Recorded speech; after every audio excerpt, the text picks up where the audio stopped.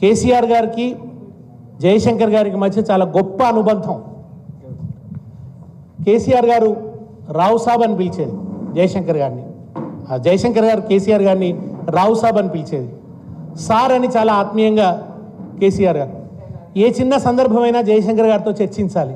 ఏ చిన్న మార్పు వచ్చినా, ఏ చిన్న పరిణామం జరిగినా వెంటనే ఆయన ఫోన్ చేస్తే హనుమకొండ నుంచి బయలుదేరి వచ్చేవాడు జయశంకర్ గారు. వస్తే రాత్రులు, అనేక రాత్రులు, ఉదయం 3 దాకా చర్చ. నేను సిద్దిపేట నుంచి వచ్చేవాడిని. వస్తే ఆ రాత్రంతా చర్చ చేస్తే ఆ 3 గంటలకి సార్ని హబ్సిగూడలో ఆనందరావు తోటగారి ఇంట్లో, దంటు కనకదుర్గ గారు వాళ్ళ ఇంట్లో వదిలిపెట్టి నేను సిద్దిపేటకు వెళ్ళిపోయేవాడిని. నిరంతర చర్చలు జరుగుతూ ఉండేవి.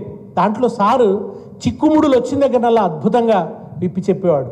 ఇవాళ మనకు దుర్మార్గుడైన ముఖ్యమంత్రి ఉన్నాడు, ఆయనకు తెలంగాణ ఉద్యమం గురించి ఏం తెలియదు, ఆ భావజాలం గురించి తెలియదు. ఒక పిచ్చి మాట అన్నాడు, నిధులు నీళ్లు నియామకాలు అనేది ప్రజల నినాదం కాదు అన్నాడు.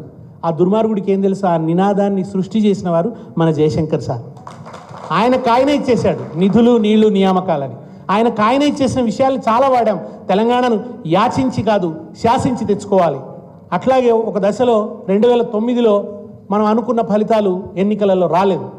టీవీకి పోయి ఏం మాట్లాడాలి, ఏం చెప్పాలి అన్నప్పుడు సార్ ఒక మాట చెప్పారు, శ్రీనివాస్, దానికి అంత ఆందోళన పడాల్సిన అవసరం లేదు. ఉద్యమంలో 3 దశలు ఉంటాయి: భావజాల ప్రచార దశ, ఆందోళన, రాజకీయ ప్రక్రియ. ఈ 3 ఏదో ఒక దాంట్లో ఒడిదుడుకులు వస్తాయి.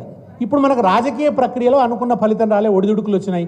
భావజాల ప్రచారంలో విజృంభిద్దాం, ఆందోళన దశలో విజృంభిద్దాం అని అంటే, అబ్బా సార్ ఎంత గొప్ప సూత్రం చెప్పారని వెంటనే టీవీలలో పోయి ఆ చర్చలలో కూర్చొని రాజకీయ ప్రక్రియలో ఒక ఎదురుదెబ్బ తగిలితే మళ్ళీ మేము భావజాల ఉద్యమంలో విజృంభిస్తాం, ఆందోళనని ఉధృతం చేస్తాం, మరింతగా ప్రజల్ని కూడగట్టుతాం అని బలంగా చెప్పగలిగాం. అట్లా ఒక విపత్కర పరిస్థితి వచ్చినప్పుడల్లా ముందు నిలబడి ఒక మార్గనిర్దేశనం చేశాడు, ఒక చిక్కుముడిని విప్పాడు.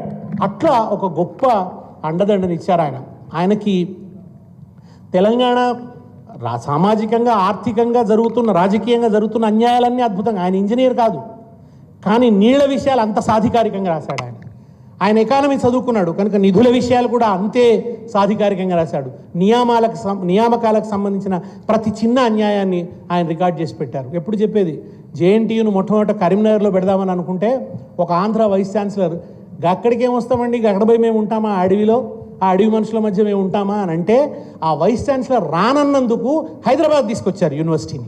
అంటే ఏదో మహమ్మద్ దగ్గరికి కొండ రావడం కాదు, కొండ దగ్గరికి మహమ్మద్ పోవడం కాదు, కొండనే మహమ్మద్ దగ్గరికి రావాలి అన్నట్టుగా ఆ వైస్ ఛాన్సలర్ కోసం యూనివర్సిటీనే హైదరాబాద్కు మార్చారు. ఇట్లా అనేక సంగతులు దేన్ని మర్చిపోకుండా ప్రతీదీ గుర్తుపెట్టుకొని అసెంబ్లీలో ఒక హరీష్ రావు గారు మాట్లాడాలంటే, కేటీఆర్ గారు మాట్లాడాలంటే, ఈటెల రాజేందర్ గారు మాట్లాడాలంటే, ఎవరు మాట్లాడాలన్నా జయశంకర్ గారి దగ్గర కూర్చోవాలి, రాసుకోవాలి, విషయాలన్నీ రాసుకోవాలి. అవతల వాళ్ళు చేస్తున్న వాదనకు సరైన జవాబు ఏమిటి సార్ అని అంటే సార్ అప్పుడు సాక్ష్యాధారాల సహితంగా ముందు పెట్టేది. నెహ్రూ సామ్రాజ్యవాద దురుద్దేశపూరిత కుట్ర దాగి ఉంది విశాలాంధ్ర నినాదం వెనుక అన్నదాన్ని దాన్ని దాచిపెట్టి మనకు అందించాడు. ఇదిగో నెహ్రూ కూడా ఈ మాట అన్నాడు.